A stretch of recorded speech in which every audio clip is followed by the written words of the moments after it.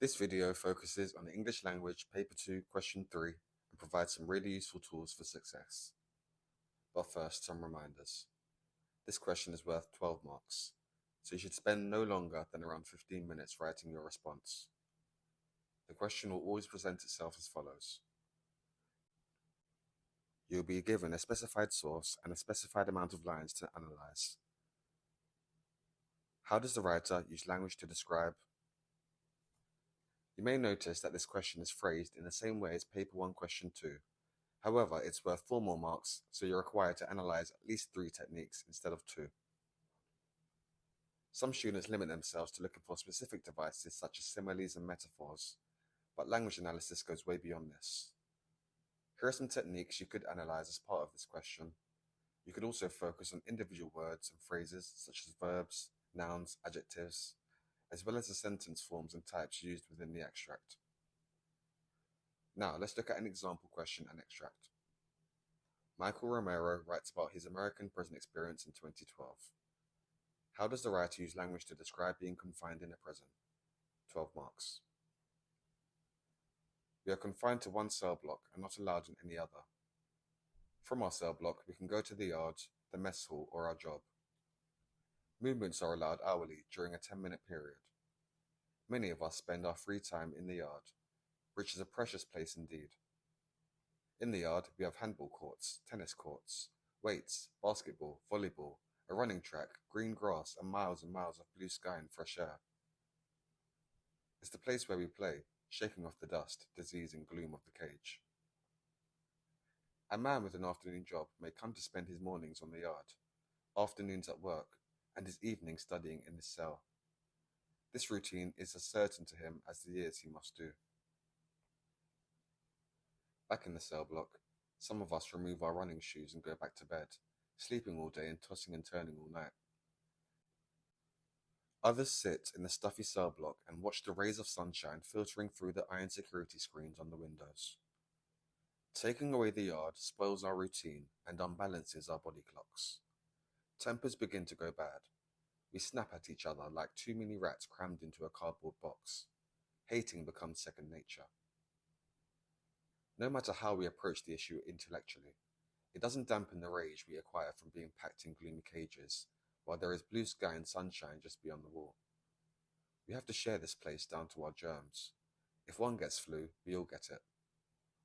When our routines are disrupted, chaos is once again among us. The future seems fragmented, uncertain. A strange type of resolve takes hold among the convicts. Should our keepers choose to deal in pain, chaos, and destruction, we will try to give them a good game. After all, we invented it. I've picked out a few relevant lines from the extract, which will be effective to analyze. Remember, you shouldn't need to analyze more than 3 of your best quotes. The triplet: we can go to the yard, the mess hall, or our job, as well as the dust, disease, and gloom of the cage. Sibilance in the quotes: others sit in a stuffy cell block. The metaphor when Romero suggests the deprivation of freedom spoils our routine and unbalances our body clocks.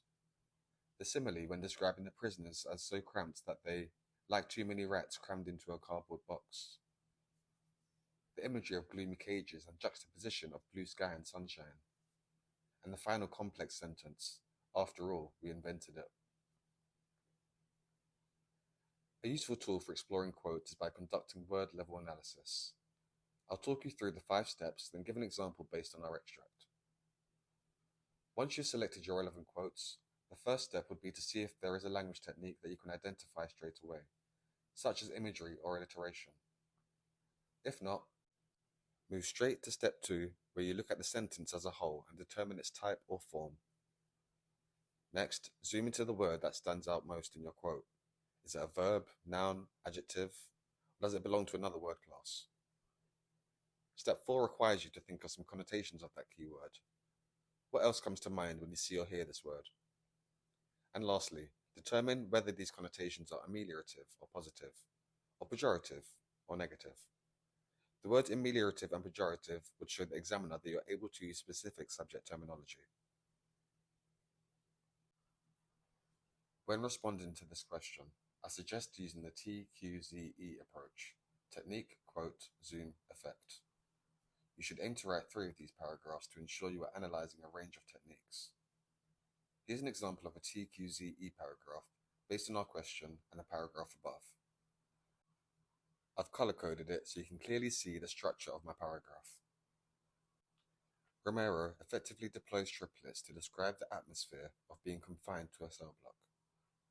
This is clearly evident when referring to the dust, disease, and gloom of the cage, emphasizing the depressing conditions.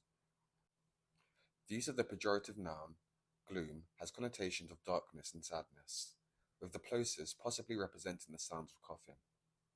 This encourages the reader to sympathize with the prisoners and infer that their living conditions are uninhabitable and insufficient for them to remain healthy.